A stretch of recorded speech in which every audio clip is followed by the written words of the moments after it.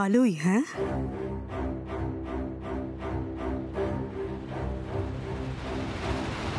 SR enterprise নিয়ে সৌরভকে অপমান করেছিলে তুমি, গায়ে হাত পর্যন্ত তুলেছিলে। কম অপমান তুমি ওকে করনি? বেঈমান, বিশ্বাসঘাতক সব বলেছ।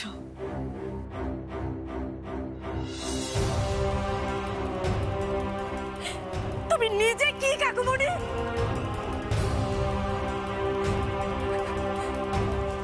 তোমার এই কার্যকলাপের অনেকটাই নিশ্চয়ই সৌরভ জানতে পেরে গেছিল, আর বুঝতে পেরে গেছিল যে তুমি ফ্রড।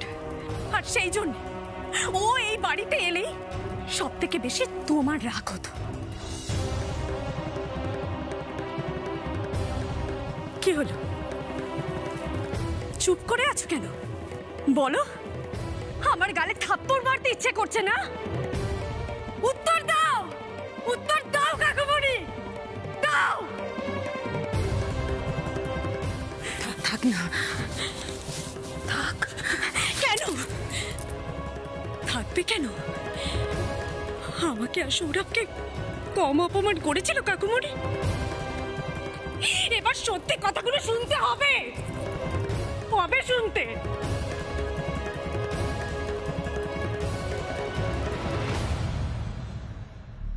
বকুল, নিয়ে যা।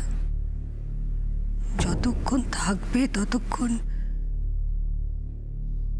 বাড়িটা আরো অপবিত্র হবে।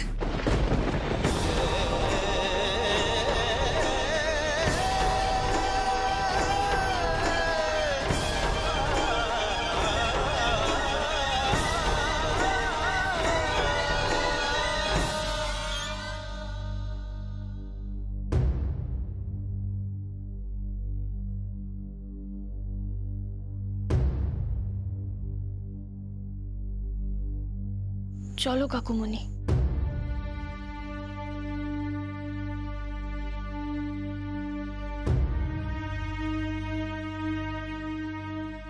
উঠুন মিস্টার রয়, বাকি কথা থানায় হবে।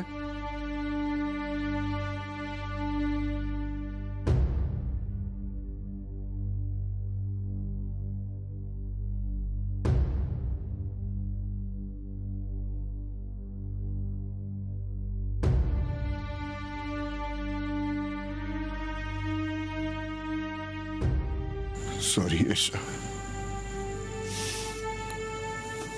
তুই হয়তো কোনোদিন আমাকে ক্ষমা করবি না।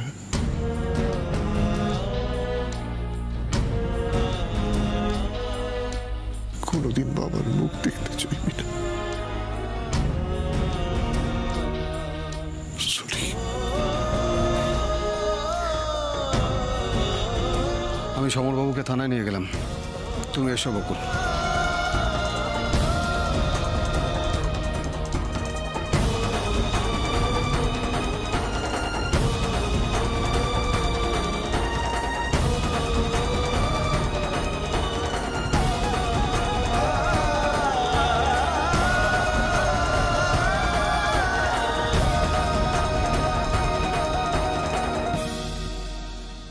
দেখো কাকুমণি, অপমানিত হয়ে বাড়ি ছাড়তে কেমন মজা লাগে।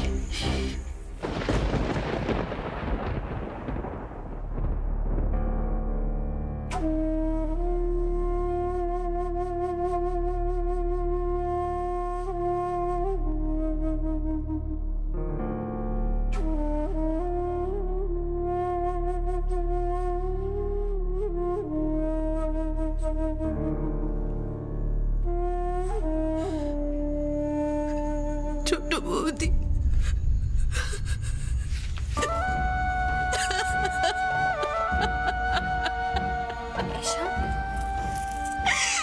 আমাকে ক্ষমা করে দাও ছোট বৌদি, প্লিজ আমাকে ক্ষমা করে দাও।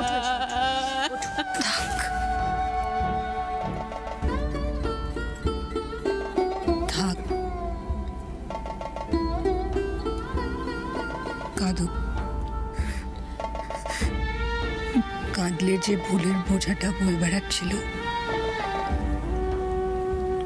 সেটা একটু হালকা হবে।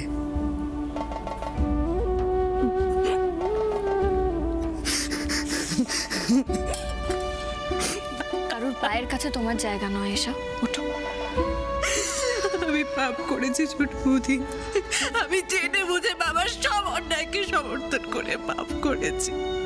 না এসা, না, তুমি কিচ্ছু করো না, তুমি নিজে থেকে কিচ্ছু করো না এসা। যা হয়েছে, যা করেছো তোমাকে দিয়ে করানো হয়েছে।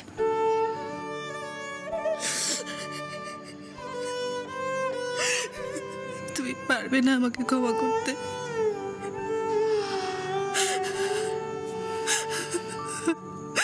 নিজেকে দোষ দিও না এসা।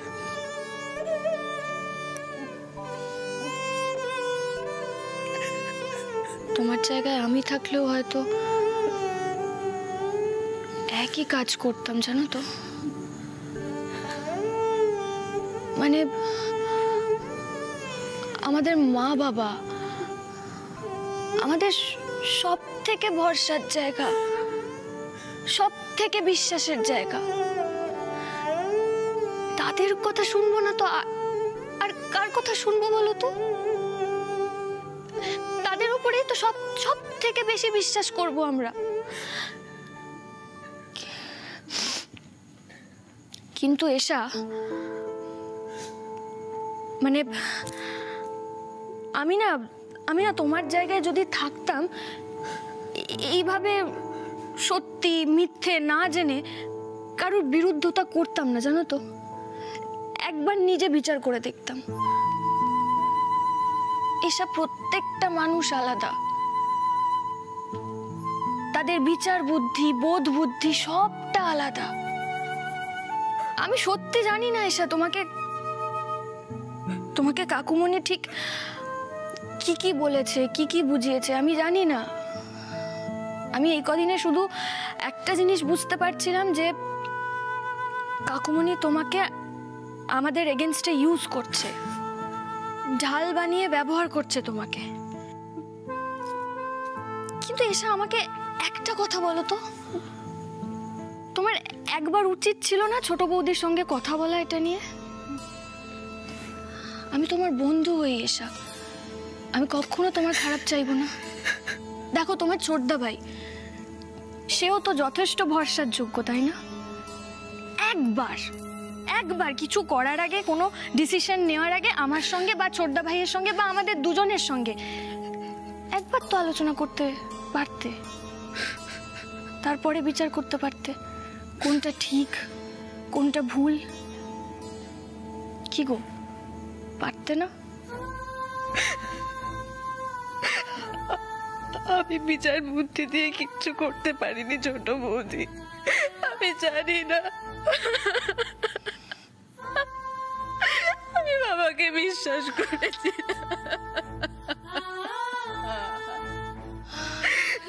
এসব এত কিছুর পরে যদি তোমার মনে হতো যে আমরা ভুল, তারপর তোমার যেটা মনে হতো সেটা করতে।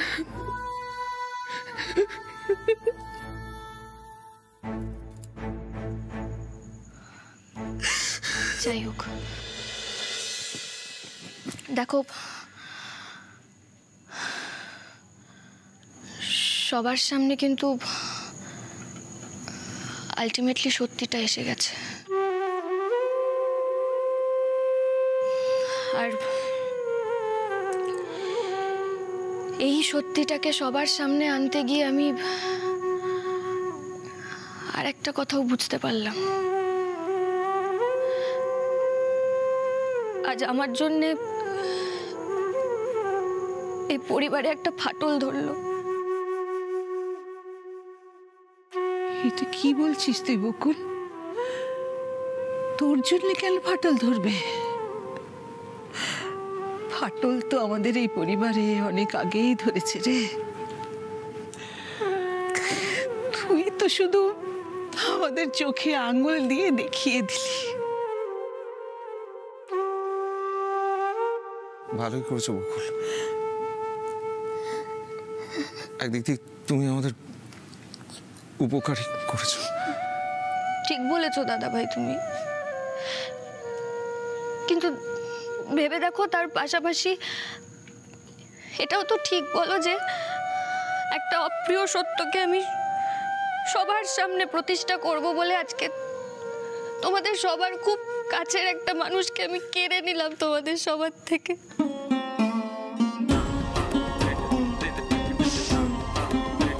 দেখো একবার গোটা রায়বাড়িটাকে দেখো, সবাই সবাই কিরম মন খারাপ করে আছে, গোটা রায়বাড়িতে একটা মন খারাপের ছায়া। এটা হয়েছে আমার জন্য দাদা ভাই, তোমরা কেউ এটা ডিজার্ভ করো না, কেউ না।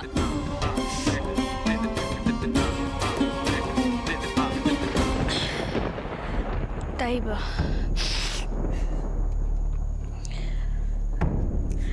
আমার বাবার খুনিকে শাস্তি দেওয়ার পাশাপাশি আমি আরো একটা সিদ্ধান্ত নিয়েছি।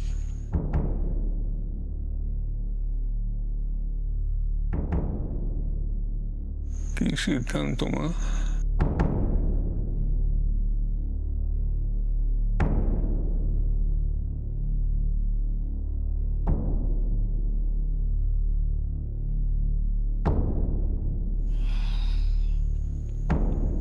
আমি এই বাড়ি ছেড়ে চলে যাব। বকুল,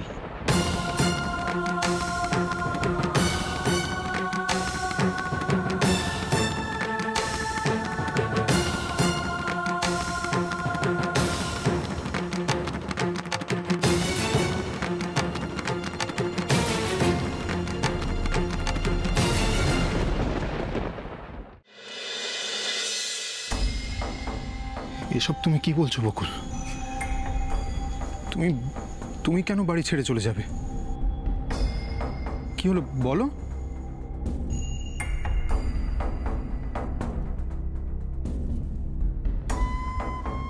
বকুল, যেটা ঠিক যেটা সত্যি সেটাই তো তুমি সবার সামনে প্রমাণ করেছো। এর মধ্যে তোমার তো কোনো ভুল কোনো অন্যায় আমি দেখছি না। ঠিক ভুল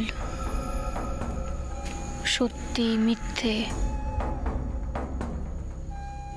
এসব ছাড়াও আরো অনেক কিছু থাকে, সম্পর্ক, ভালোবাসা, যেগুলো আমরা চাইলেও এড়িয়ে যেতে পারি না। কে এড়িয়ে যাচ্ছে বকুল, কে?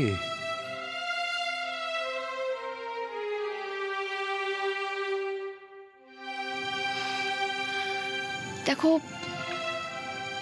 সব সত্যিটা আজকে সবার সামনে আসার পরে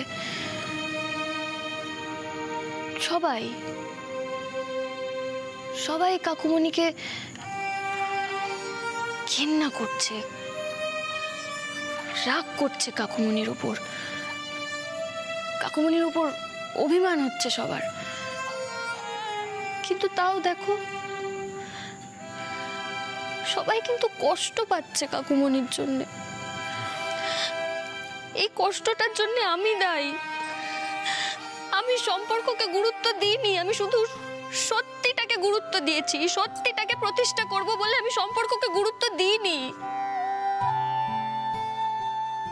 আমিও তো সেটাই চেয়েছিলাম বকুল, যে সম্পর্কের দুর্বলতা যেন তোকে সত্যের পথ থেকে সরিয়ে না আনতে পারে। কিন্তু বাবা, আমি যে নিজের অজান্তেই তোমাদের সবার থেকে অনেকটা দূরে চলে এসেছি গো। আমি আমার বাবার মেয়ে হিসেবে আমার প্রতিজ্ঞা রেখেছি ঠিকই। আমার এই লড়াই হয়তো আমি জিতেও গেছি, কিন্তু এই রায়বাড়ির বৌমা হিসেবে আমি হেরে গেছি। আমার এটা অস্বীকার করার আর কোনো জায়গাই নেই।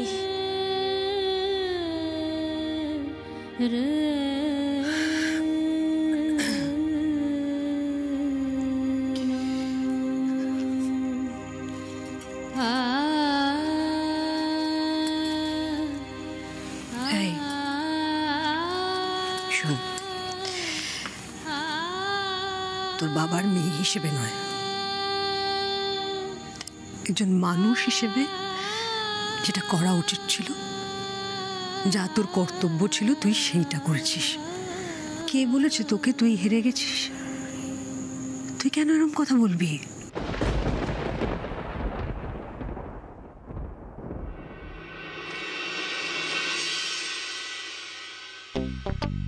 জানো কই গো? ও এসো তাড়াতাড়ি, দাঁড়িয়ে দাঁড়িয়ে তো হাঁপিয়ে গেলাম। কই গো? এই মেয়েদের সাজসজ্জা, মেকআপ কিট ফুরিয়ে যায় কিন্তু মেকআপ করা ফুরোয় না। এই মেয়েদের সাজগোজের চক্করে একদিন আমার সাধের অফিস লাটে উঠবে। কুনাল, বাবা বাবা, ও কি করেছো গো মাই বিগ বি? মন ভোলানো কথা বলে তোমার কোনো লাভ হবে না কুনাল। তার থেকে গিয়ে দেখো গাড়িটা এসেছে কিনা। আমার অন্য কাজও তো আছে নাকি? Already big B. বড় বাবা, মানে বাবা, তোমার বিয়ে চলে এলেই আমরা বেরিয়ে পড়বো। দেখো কুনাল, তোমার ওখানে কিন্তু আমি আধ ঘন্টার বেশি থাকতে পারবো না। আমার বেশ কয়েকটা ইম্পর্টেন্ট মিটিং আছে। বাবা, বড় বড় সেলিব্রিটিরা আধ ঘন্টার বেশি কোথাও সময় নষ্ট করেই না, আর আধ ঘন্টার বেশি থাকলে তাদের স্ট্যাটাস পড়ে যায় বাবা। মিডিয়া আসছে তো? কি বলছো? তুমি আসবে আর মিডিয়া আসবে না, সেটা হতে পারে?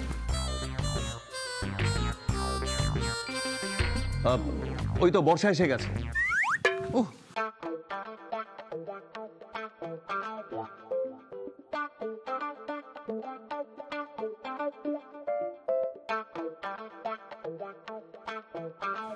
তাহলে চলো বেরোনো যাক। হ্যাঁ বাবা, 1 মিনিট।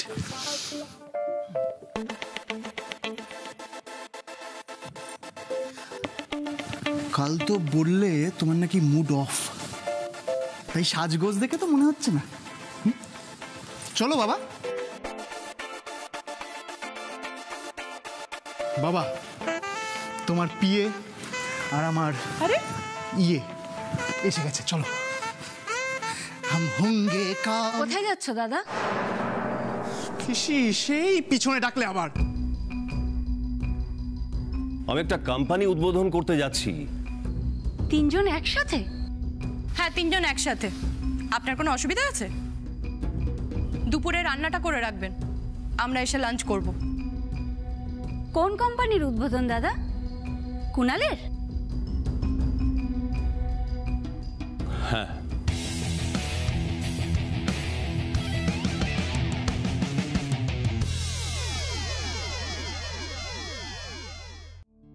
বকুল, তুই তো এত বাস্তববাদী মেয়ে একটা, তুই কেন আবেগে ভেসে যাবি?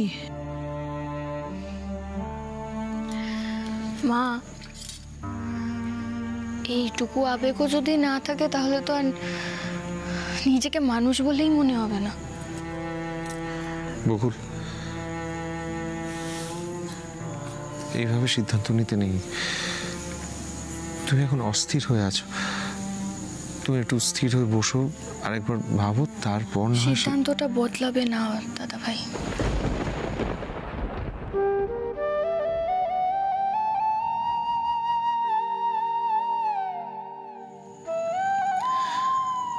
আর শুধু আজকের জন্য নয়, আমার প্রত্যেকটা পদক্ষেপে তোমরা সবাই আমার পাশে ছিলে।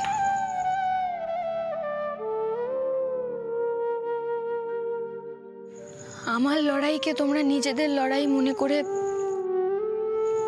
সব সময় আমাকে সাহায্য করেছো। তার জন্য আমি তোমাদের সবার কাছে চিরকৃতজ্ঞ থাকবো। বকুল,